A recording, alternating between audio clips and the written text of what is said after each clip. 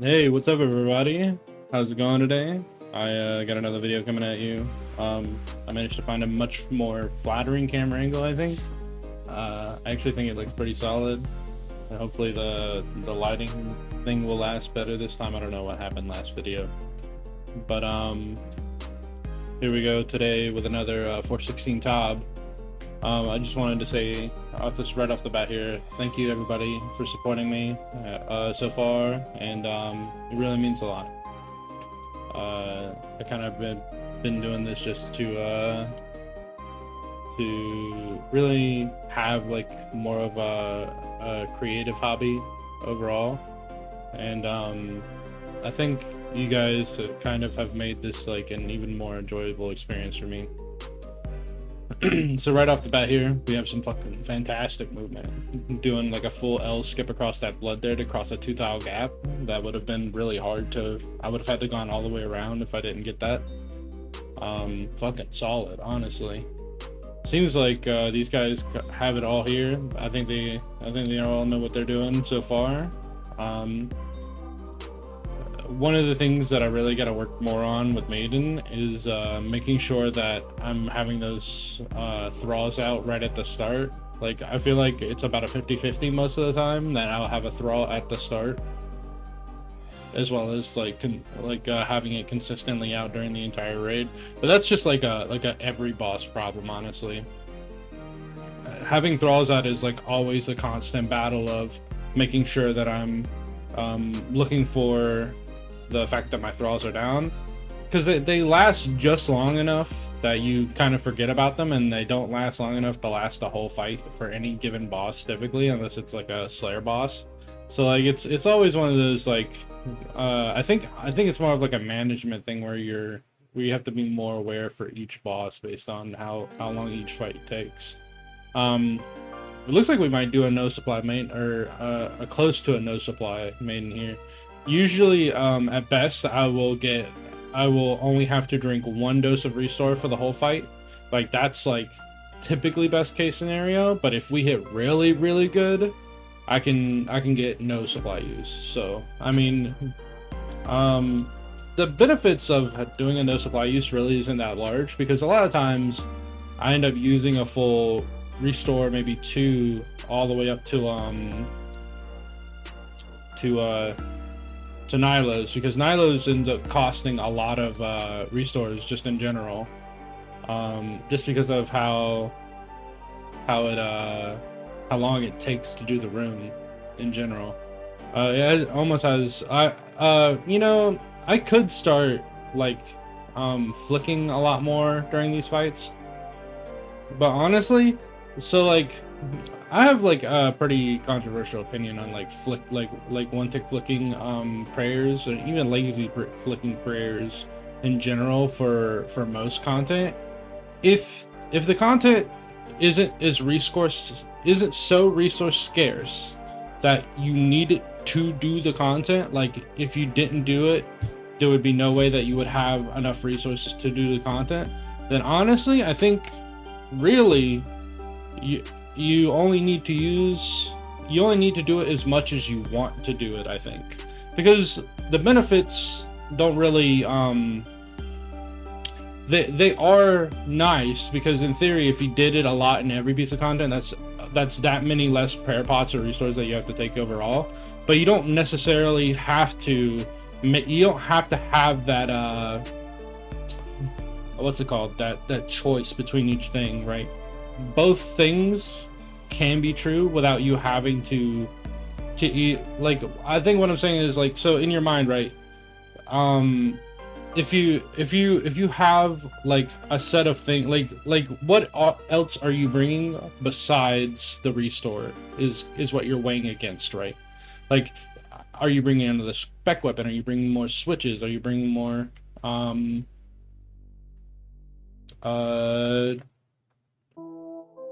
I think those are pretty much the only 2 things besides like resources, really. Spec weapons and switches. Like how much more gear do you need to bring over like 1 more restore, 2 more restores, because you decided to start one tick flicking your prayers?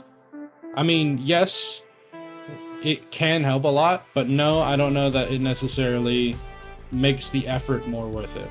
It's in this specific content, I should say, because a lot of times there are very few cases where you like, because it's usually, so like, it's either you lose everything in this raid because of bad play, or you have an excess at the end, because the mistakes in TOB are like so massive a lot of times. By the way, fucking sick Chally, yo, I hit him on the corner, so if I had to run and it didn't kill, I would have been able to outrun him, because I saw him walking, right? And so I was like, oh yeah, if I have to go, I can go, and I'm gone.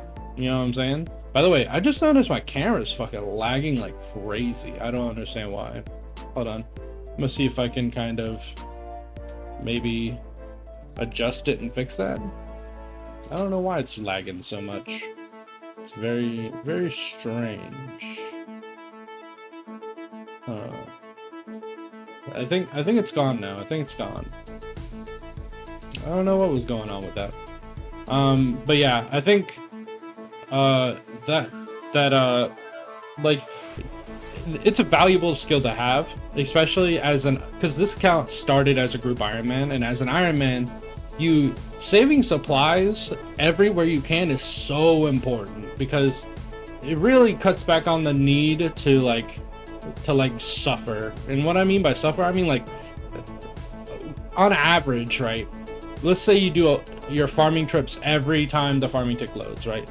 You're only getting between like 7 and 10 pots of any given kind of herb that you planted. And so like, really, that's, if you did that only once a day, which is kind of realistic for most people for like a job and things, then like that's one raid a day that you can do realistically. And like that's if you kind of have already enough of the other pot, you know what I'm saying? So like, yes, one tick flicking is a valuable skill to have, but if you have an excess of the resource, do you need to one tick flick? Probably not. So there is some like real weight to the decision, but at the same time, for me, it's not as impactful since I've de-ironed. And Nylo's is actually kind of going fucking smooth right now. I'm hitting all of this shit, bro. I just heard something go on the fucking, ooh, hold on. I heard something happen in the video audio, so I made sure to turn it off real quick. I don't want to dock something that somebody else's, but because a lot of times I spend most of my time recording these 416 tabs in Discord with friends and things, and I don't want them to accidentally have their information or any conversations like that they don't want to take part of. By the way, it was really funny today. Speaking of like consent to be a part of a video, somebody posted on one of my job videos the other day, today actually, or yesterday. They posted, I was in this video and you didn't ask if I could be in this video. I was in this top raid, brother. I hate to tell you, but this is the fucking internet. I don't need your consent to play a video game. Like, if that was the case, how many people that stream like battle royales would have to like stop everything they're doing, like down a guy? Do you consent to being in my video? Do you consent to being in my video? Dude, it would be actually that. I think that would, hold on, we need to change the meta, because that's fucking god tier content actually. Interrogating people in battle royales to be a part of your battle royale content. That would be so funny, dude. Somebody, that's a fucking great content idea. But no, dude, I just laughed at him. I was like, this is a funny joke. Oh, dude. But no, fucking clean. No one's died yet so far. So like, it's always nice to get a top that not a lot of people's died in, especially early on, because, well, dying wastes resources, one, but two, from the way I was explained it, fucking dying in TOB apparently like drastically lowers the drop chances. But I don't know how true that is. I've not looked at what the actual numbers are for how the drop table works at TOB, but I just can't imagine that's how it works, right? Because like, yes, they do have the drop mechanic for like the awakened bosses, where you well, just the DT2 bosses in general, where if you don't get hit at all, they give you double drops or whatever it is, like increased drops. But dying in Tob, that doesn't make a lot of like, well, now that I think about it, that is kind of how the other raids work, yeah. So that might be true. Yeah, that might be true. But how drastic is it? Because like, I know if you die in Toa, I'm trying to think about it. If you die in Toa, only that person loses like I think it's like a quarter or like a little less than half of like 33% of like their drop chance per death. I mean, but that's like a one person thing like that. It's usually on an individualized basis. So I imagine Top has to work the same way, right?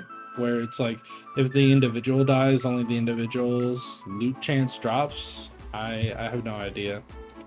I'll have to do some more research on that. I'll probably talk about what I found out next video more so. But yeah, Clean Nilos fucking slapped. I got quite a few of those predictions wrong, unfortunately, but that was also because, dude, I don't know what it is, but recently when I do Tobs, it's fucking melee mage, range mage, melee mage, mage range. It's like, dude, it feels like literally every other attack these days is mage. Like, I've been doing some learner tabs, teaching my brother how to play. By the way, I might be releasing a video of me and my brother doing some tabs soon with him learning. That might be cool, and I might bring him on, and we have like a little bit of back and forth talking about his gameplay on there as well. But it's I've lost what I was saying.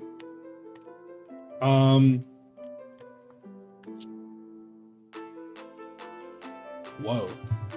I've completely forgot. That's crazy. But right, I was doing mages. That's what I was saying. I've been doing mage role for those learner tabs because a lot of times it's a lot easier to find a party in 416 tab if you have if you're the mage role, because typically in order to be a part of a party in 416 tab without being a mage role, you kind of have to fight all of the other people doing melee and range role, because freezing is the least desirable role just because of sick Tiki, by the way. Let's go.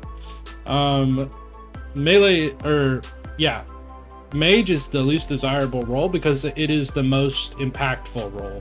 And that sounds weird because like you would think like high impact means like high desirability, desirability, is that, am I saying that right? High desirability for the role, but that's not true, because the high impactness of mage, by the way, cringe, the lighting went off for some reason. The high impact of mage is also comes with high consequence for doing it wrong, and the you don't want to be responsible for other people's money loss from deaths because you've fucked up your role, right? So like it's kind of like a catch-22.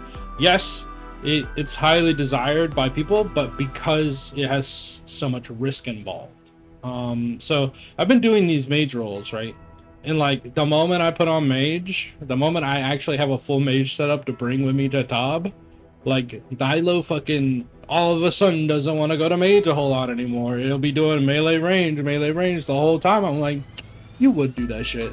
You know what I'm saying? I know it's just anecdotal, but like, you would do that shit. By the way, fucking sick Soda Seg, fucking clapping it up. You know what I mean? We're fucking bowling through this raid right now. Here we go into Zarpus. Let's see if it's time to play. Will that sidewalk go okay? Dude, watching me do Zarpus sidewalks is like, it's always a surprise, even to me, because it's like, how realistic is it going to be? Because it's usually like, it either go, like I've said, it's gonna go perfect or not good at all. Dude. So let's see here. So we actually juggled a Manta this time. I don't know. Like I said, I usually don't juggle through 416s, but like honestly, like that extra Manta might come in handy. I don't think it does this raid, but you never know. A lot of times, these like little, what do you call them? Crypts, I think they're called. In the combat log, I think they're called like crypts. They come out the ground and spit out these poison balls. Dude, I swear, there are some mechanics in RuneScape that cause lag on clicks. And what I mean is like, you will click to a tile and it will intentionally delay the movement to that tile for some reason. Like, a good example is, fuck, what's it called? Oh, I just had it in my brain. The blood from Maiden, right? By the way, I stepped to these two guys, fucking, I remember this. I stepped to them and I'm like, oh fuck, I gotta go back across. And so I waited for me to brag that one tile and then go back across and hopefully try to get back in cycle. And I think I don't ever get back in cycle actually. But what I was saying is like blood on Maiden, when you're doing melee, it feels like you can't reactively step back a blood tile in melee range of Maiden. You have to proactively, I'm sorry. You have to proactively step a tile back in, or else it's just never, you'll never get off of it without it taking at least one tick of blood damage. And I don't understand why, because in theory, the fastest anything could ever move is one tick. So, and it feels like as soon as you see the animation play, if you click, it'll like intentionally like hold you there. I don't understand. It's weird. There's a couple other things that are like that too. That I've felt that like if they happen and it's, oh, that's another good example. Fasani's Nightmare. In Fasani's Nightmare, the shadows on the ground. It feels like if you like, there's like if you don't click soon enough, it just holds you there and makes you take it. Like there's definitely like almost like a front of the tick and back of the tick, it feels like, when it comes to that attack. I don't quite understand. I failed to juggle this Manta for some reason because I misclicked the Dragon Dagger or Dragon Defender. By the way, some of you might be wondering, like, why the fuck are you using a Dragon Defender when you have a Scythe? Like, where's the Avernic at? And honestly, that's a pretty decent criticism, but the truth is that the reason why I kind of like my other pieces of gear kind of look low end compared to like my Scythe and T-Bow and things is because I liquidated most of my money to most of my gear, I should say, to get the big three: T-Bow, Shadow, T-Bow, Shadow, Scythe, right? And the reason I did that is because the big three are expensive because they're almost actually invaluable.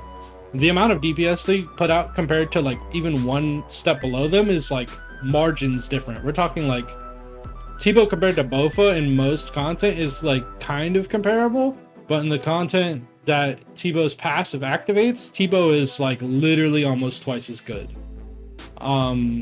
Same with like Scythe in content where the enemy you can get 3 hit splats. Like Scythe is margins better than like a Soul Reaper axe, which I guess would probably be the next tier down slash weapon.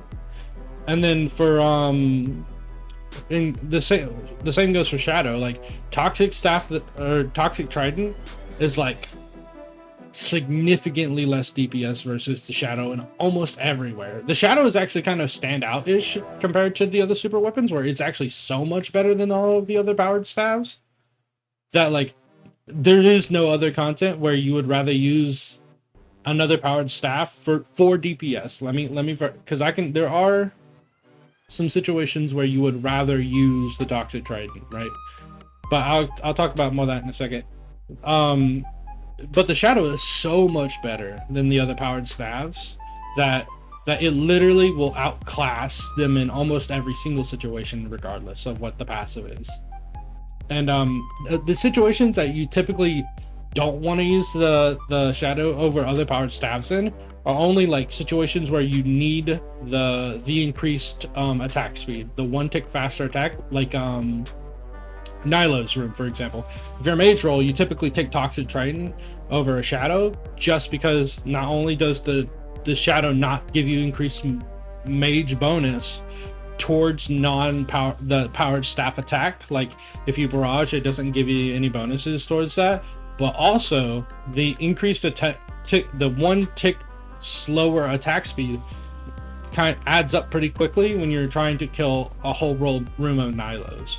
So it's almost always better to take a Toxic Trident over a Shadow in that specific instance, but I almost can't think of any other instances where you would rather have a Trident over a Shadow. But like that just goes to show, like, there, like, even like in content, like Tebow, for example, like there are very few pieces of content where Bofa is actually better than Tebow. Tebow is almost always better in all content.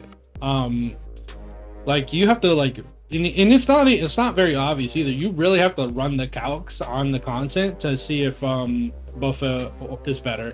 Now, there is one surprising thing though. Toxic Trident is actually quite a bit better than most people think it is. And like people know it's already pretty good, right? But the crazy part is Void plus Toxic or Blowpipe, Void plus Blowpipe and Dragon Dart specifically is better in almost all content than all ranged weapons if the enemy has 0 defense, because its 3-tick attack speed is so much faster than Tebow that it literally will out DPS Tebow at things like Zarpus. It'll out DPS fucking Scythed Zarpus, actually. Like it will, if Zarpus has 0 defense, it will out DPS it. And that's crazy, because nobody wants to hear the fact that like Scythe Walking Zarpus is actually less efficient than Blowpiping it. But the reality is that like most people Scythe Walk Zarpus because Scythe Walking is a necessary skill to have for hard mode Tob, right? Like if you can't Scythe Walk, then there's no way you can do hard mode Tob Zarpus because of the way it's designed. So like the real reason that people do it is just that they want to continually ingrain the muscle memory of Scythe Walking. So it's a very weird edge case that not a lot of people like to talk about. Other places that Blowpipe is actually more DPS than Scythe at, Maiden. Actually, Blowpipe on 0 defense Maiden is actually more DPS than Bando's Scythe. Now, I'm trying to think. The last time I ran these calcs, I did these with Bandos. So this actually, perhaps I should back this up actually, because I may be wrong in this specific situation that like if you're like full Torva Rancor Ultor, that's this statement might not actually be true, because now that I think about it, when I ran these calcs, I did it with my setup, which is Tormented, Berserker Rain, things like that, things that are not max.